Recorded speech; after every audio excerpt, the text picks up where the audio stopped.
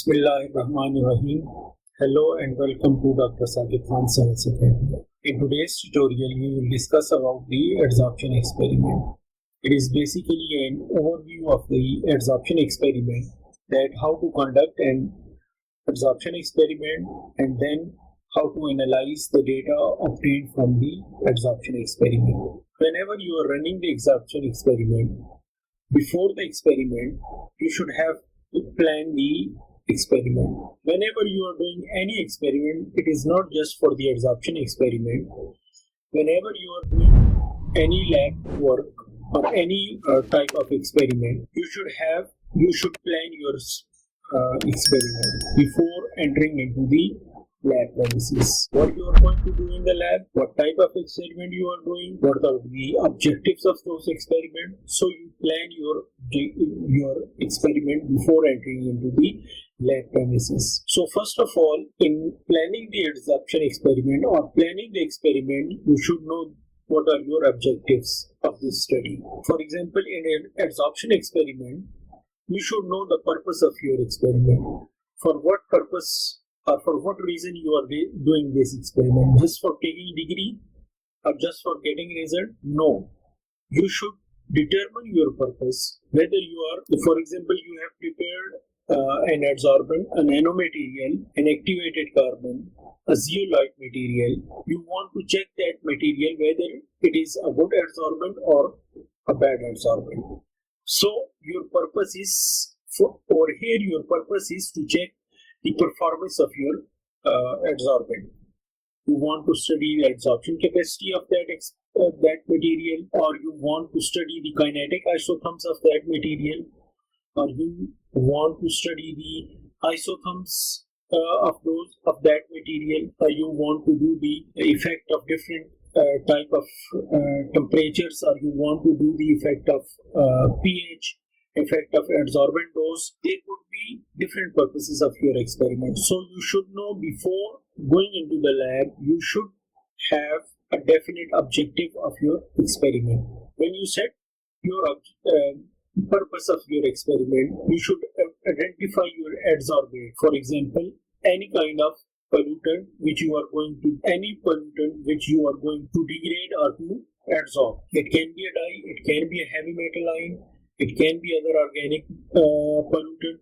So you should know what is your adsorbate and what is your adsorbent. Activated carbon, zeolite, biochar, any other iron nanomaterial, any other titanium nanomaterial, what type of, or silver nanomaterial, what type of material. You should know about your adsorbent and your adsorbate.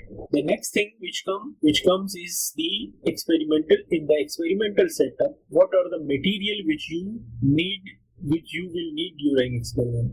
So entering into the lab premises, you should have information about about the material which you will need during the experiment. You should have a known concentration of your adsorbate solution or your pollutant solution, 10, 20, 30, 50, whatever concentration it is. You should know the concentration of your pollutant, and it should be prepared before starting the experiment. Adsorbent material, how much adsorbent material you will need, the information of the adsorbent material. The other things like pH meter and temperature control, these are optional things. If you are running the experiment at working pH, whatever pH it is, and at room temperature or ambient condition, so you will not need at any pH or any temperature controller.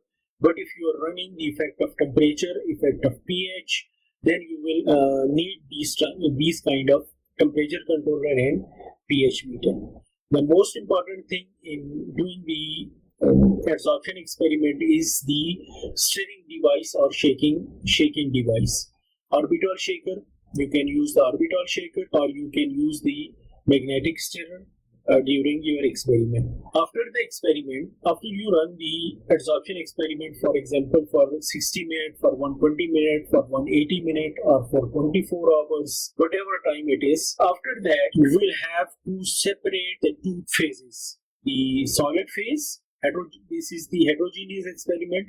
So the solid phase and the liquid phase, you will have to separate those phases. For that purpose, you will need a centrifuge or a filter paper.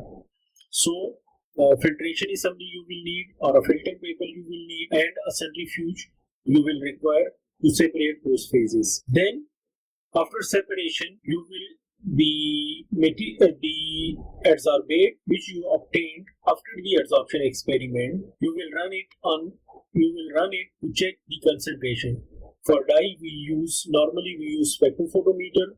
For metals, we use the atomic absorption spectroscopy or ICP-MS. For other organic pollutants, we use HPLC or GC. So you should have the information, and you should have these material, booking of these material or booking of these equipment. You should have these things before running the experiment. The key parameters, this is the most important thing. The key parameters which you whenever you are doing the adsorption experiment, the key parameters are pH, contact time, initial dye concentration or initial metal concentration or initial pollutant concentration, the temperature, and adsorbent dose. The most important thing over here, first of all, whenever you are going to do the adsorption experiment, you should run screening experiment for the contact time. It can be from 60 minutes up to 120 minutes up to 180 minutes up to 3 hours, 4 hours, 6 hours, 12 hours or 24 hours. In this screening experiment, it is not for the kinetic purpose. The first experiment, that is not for the kinetic purpose, but you want to check the contact time, that in how much time my material or my adsorbent will degrade that material. That thing we call it as the screening experiment. In the screening experiment of the contact time, you run your experiment for longer period of time to check how much and in how much time your material can absorb most of your adsorbate or most of your pollutant. From this experiment, from this screening experiment, you get an idea that whether in 60 minutes, in 120 minutes, or in 180 minutes, or in 6 hours, most of the material is adsorbed. From here, you get the idea that 60 minutes is my contact time, 120 minutes is my contact time, or 180 minutes is my contact time, or 24 hours. In some cases, there can be that the 24 hour is my contact time of the adsorbent and adsorbate. So in this experiment, you get the contact time information. Later on, you do the experiment, whatever contact time you have obtained from your screening experiment, from there you get the idea of, for example, the 60 minute is your contact time. So later on, the experiments you will run for these 60 minutes. If it is 20 minutes, later on the experiment for the pH experiment, the temperature experiment, the initial concentration experiment, or the adsorbent dosage experiment, you will run for 60 minutes, not for the 24 hours, or not for the 6 hours, or 3 hours, or 120 minutes, whatever it is. So only that contact time you will run after the screening experiment.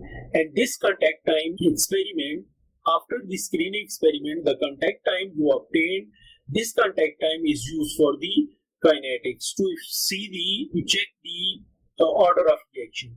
Which order of reaction is, whether it is first order reaction, zero order reaction, pseudo first order reaction, pseudo second order reaction, or there is intraparticle diffusion. So from here you will check the contact time information. Then the next important thing is the initial dye concentration or initial metal ion concentration or initial pollutant concentration. From lower concentration up to highest concentration or higher concentration, you run the experiment at different initial concentration, whether it is ppm or in millimole. So you first make the stock solution, and then from that stock solution you make different dilutions. For example, 10 milligram per liter, 20 milligram, 30 milligram, 40 milligram, 50 milligram, 100, 200, 300, whatever it is. So these initial concentration, these are run, the same experiment will be run for 60 minutes. For example, your contact time in your screening experiment is 60 minutes. So you will run the initial concentration experiment for 60 minutes. So one thing in contact time, after screening experiment, if you get the contact time, then you set different time intervals. That at different time intervals, you will take the sample and then run for the unvisible or atomic absorption or whatever instrument you are using, what HPLC or GC or ICP-MS. So that contact time, it is divided into different time intervals. For example, 5 minutes, 10 minutes, 20 minutes, 30 minutes, 60 minutes. In this contact time, you should have at least 6 data points, 6 time intervals. So at those time intervals, you take your sample. Then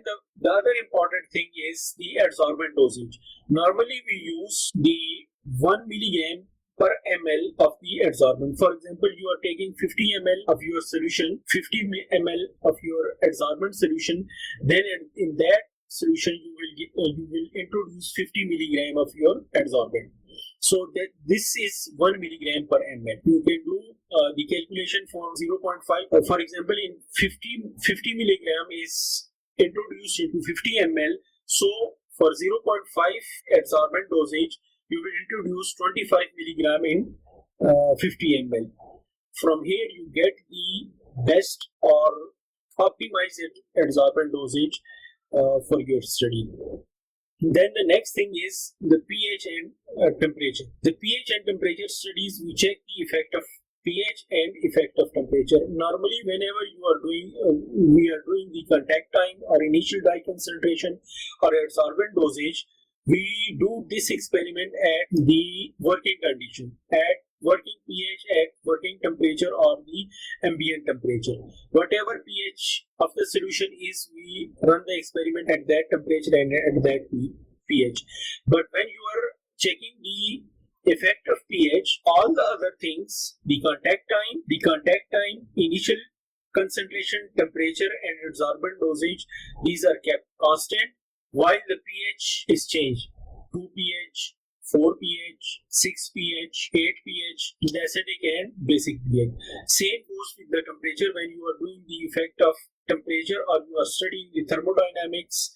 So one temperature is your room temperature, then 35 degrees C or 40 degrees C temperature, you can study the effect of temperature in those experiments. Next thing is conduction of the adsorption experiment. There are two types of experiment basically, the batch adsorption experiment and the column adsorption, or we say the continuous batch adsorption and continuous adsorption studies. So over here I will just go for the batch adsorption studies.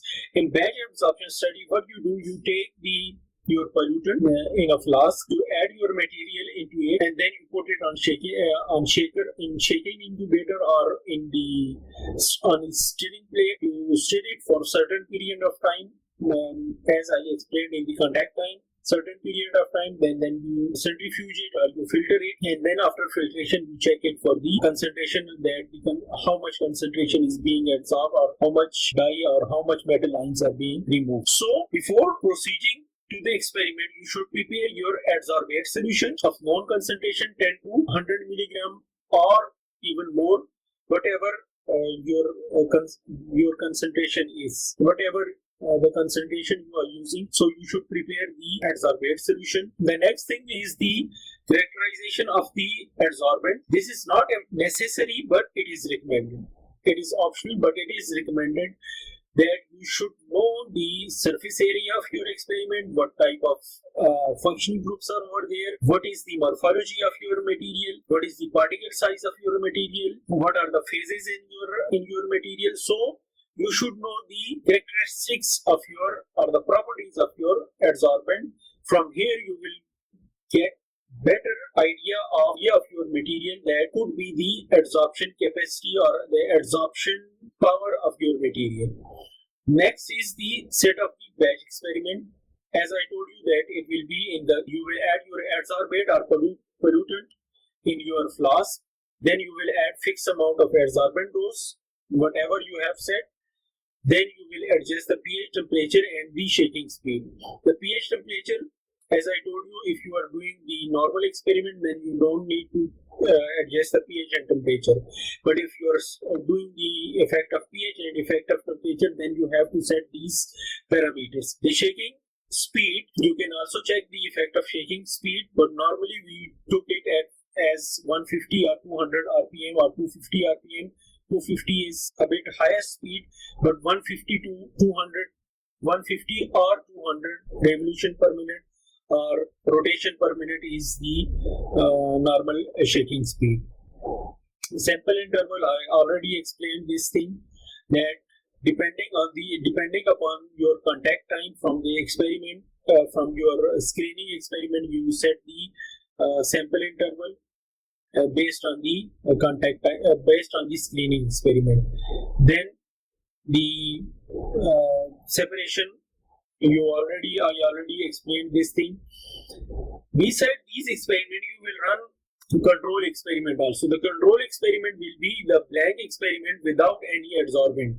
Without any adsorbent, you will run the experiment to check whether there is any adsorbate loss. There is any adsorbate loss or any removal without any adsorbent. So this will be your control experiment. And producibility experiment, you will have to repeat the experiment. This means that you will have to do the experiment a number of times, 2 times, 3 times, whatever it is. So you check the reproducibility of the experiment, whether if he reads your paper, if he or she reads your paper, if you do the experiment, whether it can be reproducible experiment or not. So this is the control experiment and reproducibility experiment. In the next slide, I am showing that the bad adsorption experiment. This is basically the reusability study, or the we can say the recyclability study. In this recyclability study, I have given the reference of this paper, the Omar Beg et al. They did this experiment on the removal of hazardous azo dyes from waste from water using synthetic nanoadsorbent, synthesis, characterization, and adsorption, regeneration, and design of experiment. They did this. This is the title of the paper. First of all, they took their adsorbate, then introduced their adsorbent, then adjust the pH, and then they have done the stirring at room temperature 25 degrees C, and then they have removed, or they filter out the adsorbent and adsorbate. They separate the phases and then get the nanoparticles, nickel oxide nanoparticles, and then they did the experiment for 3 cycles. So this is basically the recycling experiment or reusability experiment. They run it for 3 different cycles, and this is the graphic abstract of their study. You can conduct the same experiment in these conditions and do the recyclability study or the reusability study. Then after this experiment, after you have done the experiment of the adsorption experiment, you obtain some data. That data, it has some meaning. From that data, to deduce the meaning of that data, you do the calculation of different parameters. For example, the adsorption capacity, the isotherms, the kinetics, these type of information you will get from this data. So these are the formulas. I already explained these things in my other videos. You can go to my channel and you can check the determination of the equilibrium concentration or the equilibrium adsorption capacity, the adsorption capacity at different time, the concentration at different time. I explained all those things in that video. You can check that video on my channel. The same goes to the adsorption kinetics. As I told you that when you get the contact, after the screening experiment of the contact time, you get the information of the contact time, and in that contact time you set different time interval, and in those time interval, and you take your sample and then you put all those information in different to check different order of reaction. Whether I have given three order, but it can be first order, it can be pseudo first order, it can be second order, it can be pseudo second order, it can be intraparticle diffusion kinetic model. So in all these model, you put your data in all these model, and the best fitting which you obtain from these model, that is your order of reaction. So all these kinetics model are already explained in my other videos. You can check my channel. The same goes for the adsorption isotherms. In adsorption kinetics, you check the order of reaction, but in the adsorption isotherm, you check the mechanism, that which type of adsorption, whether it is physical adsorption, whether it is chemical adsorption, or both chemical or physical adsorption are taking place. Whether it is heterogeneous surfaces are over there, there is monolayer adsorption, and in Temkin model we study the heat of adsorption.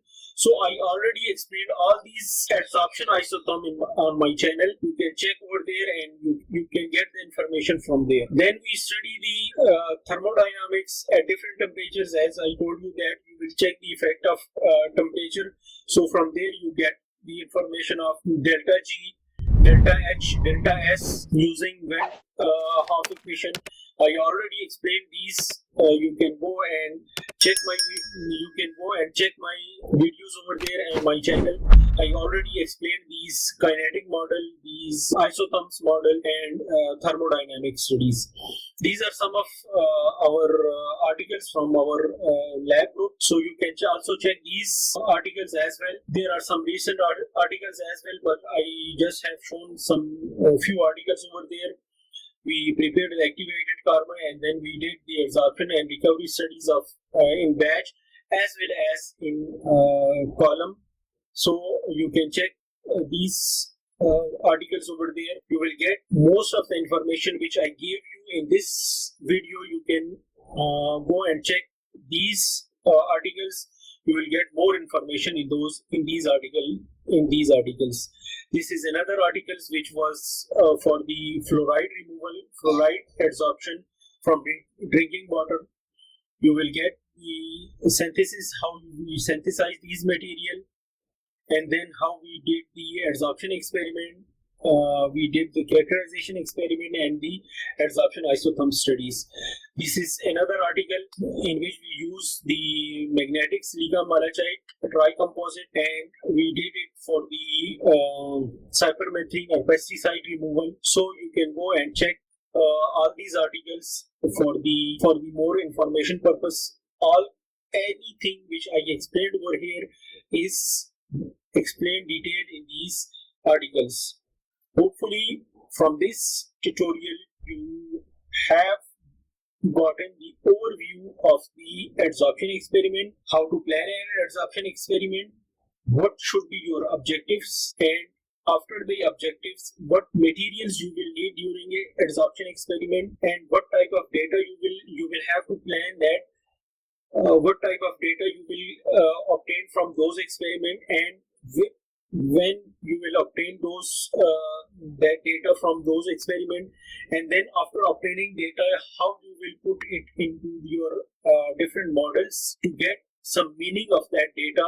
So in the next videos we will use some data to do the contact time experiment, to do the effect of pH, to do the effect of temperature, the effect of adsorbent dose. So in those videos I will explain step by step how you will analyze that data.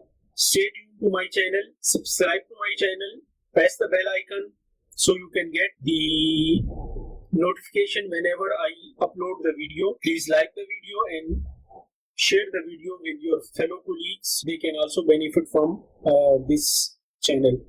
Thank you very much, and Allah Hafiz.